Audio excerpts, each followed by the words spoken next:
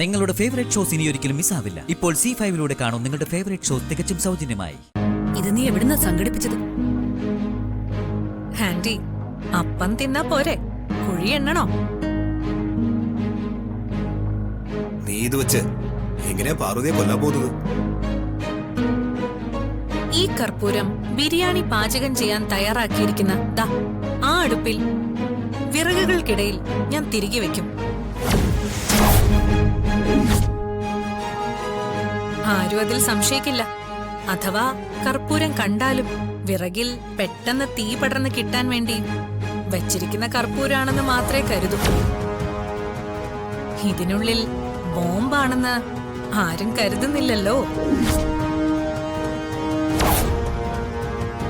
കൊള്ളാൻ റിയ നിന്റെ ബുദ്ധി.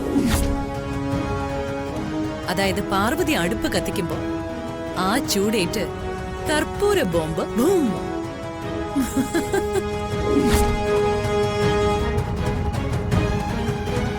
ആ, എക്സാക്ട്ലി അത് തന്നെ.